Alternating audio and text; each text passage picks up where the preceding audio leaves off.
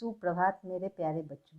आज मैं आपको आपके हिंदी पाठ्य पुस्तक के पाठ प्रथम का को पढ़ाने जा रही हूँ, जो एक कविता है और इस कविता के लेखक हैं सर्वेश्वर दयाल सक्सेना। अब हम सबसे पहले जानते हैं सर्वेश्वर दयाल सक्सेना के बारे में। सर्वेश्वर दयाल सक्सेना का जन्म उत्तर प्रदेश के बस्ती जिले में 15 सितंबर सन 1927 को हुआ था। ये आधुनिक साहित्य के महत्वपूर्ण कवियों में से एक हैं। ये आकाशवाणी के सहायक निर्माता, दिनमान के उप संपादक तथा पराग के संपादक रहे। दिनमान में चर्चे और चरखे स्तंभ में छपे इनके लेख बहुत लोकप्रिय हुए। खूंटियों पर टंगे लोग के लिए इन्हें साहित्य अकादमी पुरस्कार भी मिला। इनकी रचनाओं का अनेक भाषाओं में अनुवाद हुआ। उन्होंने कहानी, नाटक और बाल साहित्य के क्षेत्र में भी प्रसिद्धि पाई। 24 सितंबर 1983 को इनका निधन हो गया। चलिए अब हम जानते हैं सर्वेश्वर दयाल सक्सेना का लिखा हुआ कविता।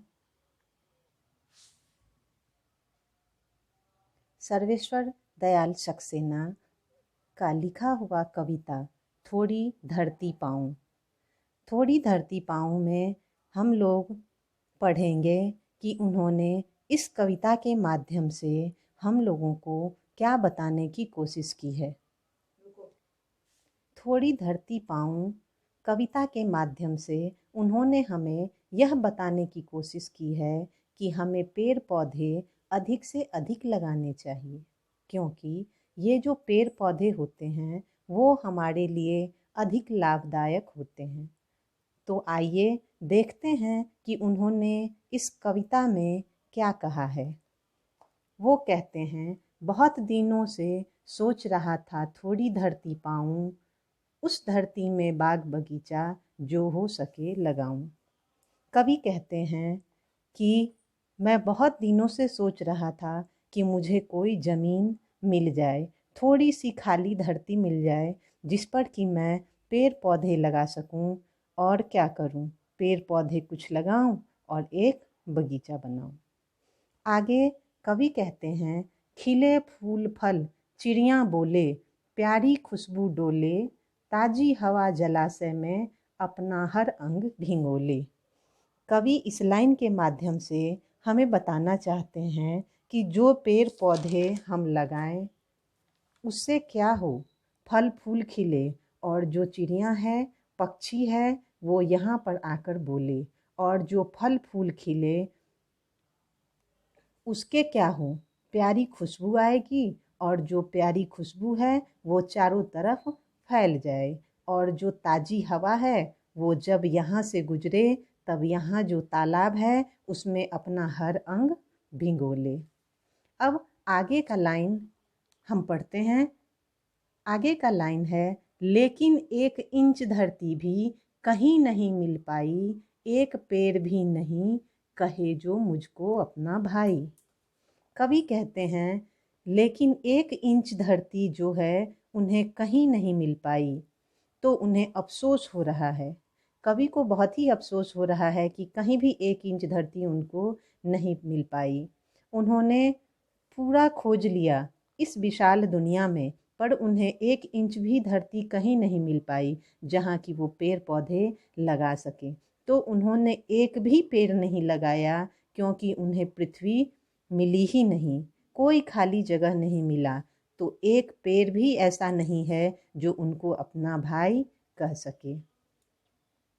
अब इसके बाद कवि ने अगले लाइन को से हमें बताने की कोशिश की है कि हो सकता है पास तुम्हारे अपनी कुछ धरती हो, फूल फलों से लदे बगीचे और अपनी धरती हो। अब आगे कवि कहते हैं कि हो सकता है कि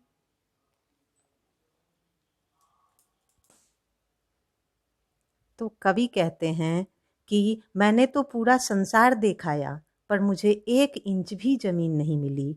पर हो सकता है कि तुम्हारे पास अपनी कुछ धरती हो, कुछ ज़मीन हो, जो खाली हो और जिस पर तुमने अपना पेड़ पौधा लगाया हो, अपना बगीचा बनाया हो, और उस बगीचे में जो फूल हैं, फल हैं, वो उगे हुए हैं। फूल और फलों से लदे हुए पेड़ पौधे हैं। और कवि कहते हैं कि हो सकता है कि तुम्हारे पास एक छोटी सी क्यारी भी हो, जहाँ पर कि पेड़ पौधे लगा रखे हो तुमने। वो जो क्यारी है वो महक रही है, उसमें से अच्छी अच्छी खुशबू आ रही है। और जो तुमने छोटी सी खेती की है, उसमें जो फसलें हैं वो लहरा रही है। अब कवि कहते हैं, हो सकता है कहीं शांत चौपाई घूम रहे हो सकता है कहीं सहन में पक्षी झूम रहे हो। अब कवि कहते हैं कि हो सकता है कि तुम्हारे जो आंगन है उसमें जो पक्षी हैं वो झूम रहे हों, बहुत खुश होकर इधर उधर घूम रहे हों, और जो जानवर है वो शांत भाव से इधर उधर घूम रहे हों। तो बच्चों, मैं उम्मीद करती हूँ इतना तक आप लोगों को याद हो गया होगा। आप इसको एक कॉपी में लिख लेंगे, जो आपकी हिंदी की फेयर कॉपी है। अब आगे का पॉइंट अगले वीडियो में आपको मिलेगा।